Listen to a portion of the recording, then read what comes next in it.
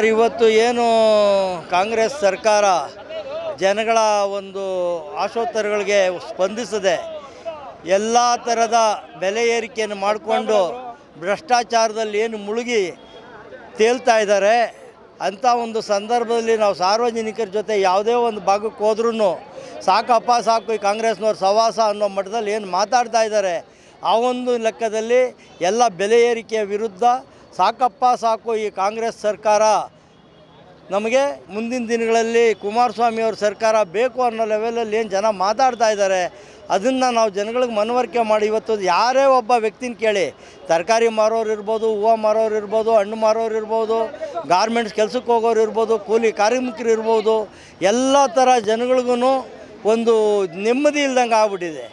ಮನೆಯಲ್ಲಿ ಹೋದರೆ ದುಡ್ಡಿರಲ್ಲ, ಅವ್ರು ತರೋ ಸಂಬಳ ಯಾವ ಮೂಲೆಗೂ ಸಾಕಾಗೋದಿಲ್ಲ.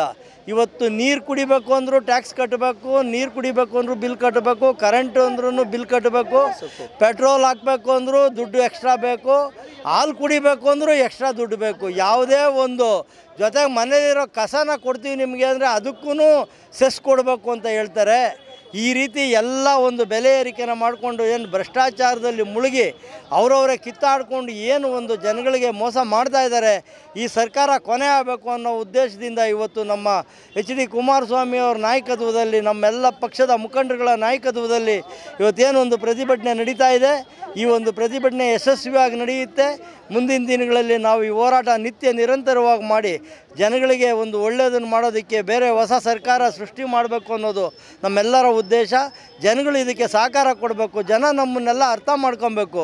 ಇವತ್ತು ಏನು ಆಗ್ತಾಯಿದೆ ಅನ್ನೋದನ್ನು ಜನ ಅರ್ಥ ಮಾಡಿಕೊಂಡು ಮುಂದಿನ ದಿನಗಳಲ್ಲಿ ಈ ಭ್ರಷ್ಟಾಚಾರನ ತೊಲಗಿಸೋದಕ್ಕೆ ನಮಗೆಲ್ಲ ಸಹಕಾರಿ ಇರಲಿ ಅಂತ ನಾವು ಹೇಳ್ತಾ ಇದ್ದೀವಿ. ಫ್ರೀಡಮ್ ಪಾರ್ಕ್ನಲ್ಲಿ ಎಲ್ಲ ನಮ್ಮ JDS ಪಕ್ಷದ ಮುಖಂಡರುಗಳು, ನಾಯಕರುಗಳು, HD ಕುಮಾರಸ್ವಾಮಿ ಅವರು, HD ರೇವಣ್ಣ ಅವರು ಮತ್ತು ನಿಖಿಲ್ ಕುಮಾರಸ್ವಾಮಿ ಅವರು ಎಲ್ಲ ಮುಖಂಡರುಗಳ ಜೊತೆ ಸೇರಿ ನಾವು ಇವತ್ತು ಫ್ರೀಡಮ್ ಪಾರ್ಕ್ನಲ್ಲಿ ಈ ಒಂದು ಪ್ರತಿಭಟನೆ ಮಾಡ್ತಾಯಿದ್ದೀವಿ.